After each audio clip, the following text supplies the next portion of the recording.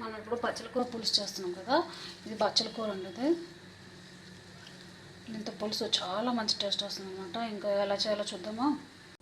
బచ్చల కూరని ఇలా సన్నగా కట్ చేసి పెట్టుకున్నాం అనమాట. ఇంకా నెక్స్ట్ ప్రాసెస్లోకి వెళ్దాము.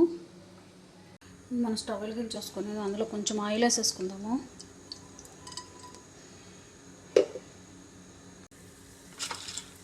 ఇప్పుడు దీనిలో కొంచెం చెన్నగా, ఉల్లిగడ్డ, మస్టర్డ్ సీడ్స్,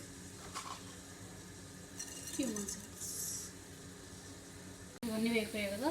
రెడ్ చిల్లీస్, కొంచెం కర్రీ లీవ్స్ వేస్తున్నాను.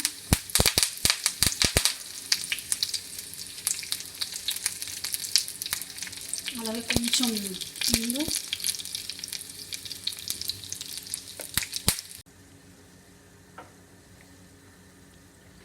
తర్వాత గ్రీన్ చిల్లీ, జింజర్ నేను ఇలా క్రష్ చేసి పెట్టుకున్నాను అనమాట. ఇది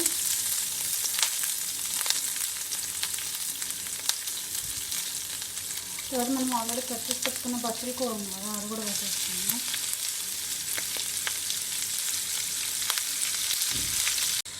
టర్మరిక్ పౌడర్,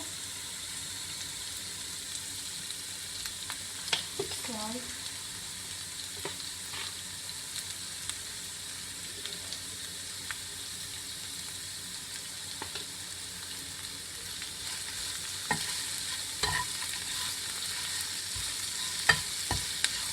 దీనిపైన ఇప్పుడు లిడ్ పెట్టేసుకున్నాము. ఇప్పుడు మనం దీంట్లో కొంచెం చింతపండు పులుసు వేసుకున్నాం అనమాట.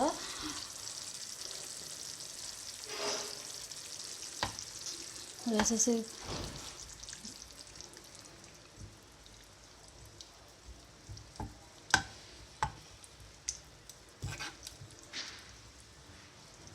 కొంచెం వాటర్ పడుతుంది, కొంచెం వాటర్ వేస్తాను ఎందుకంటే పులుసు కొంచెం చిక్కగా ఉంది కదా.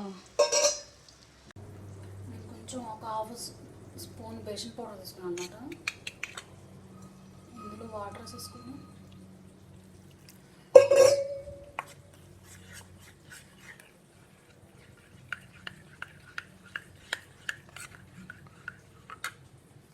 దీనిలో కొంచెం కారం వేసుకుందాము.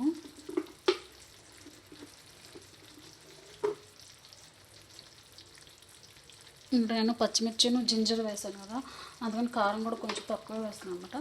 మనం ఇందాక మిక్స్ చేసి పెట్టుకున్న బేషన్ లిక్విడ్ ఉంది కదా, అది కూడా ఇందులో వేసేసి, ఇది ఎందుకంటే కొంచెం చిక్కగా అయితే బాగుంటుంది అని చెప్పి బేసిన్ పౌడర్ వేస్తారు.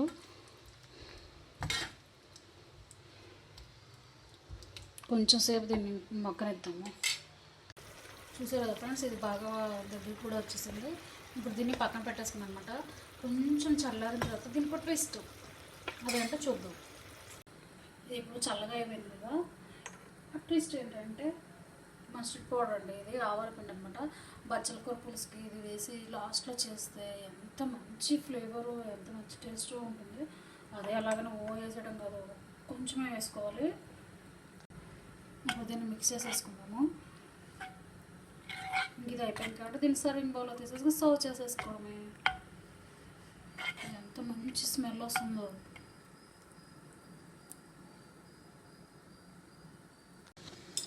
చూసారు కదా ఫ్రెండ్స్, మన బచ్చల కూర పులుసు రెడీ అయిపోయింది.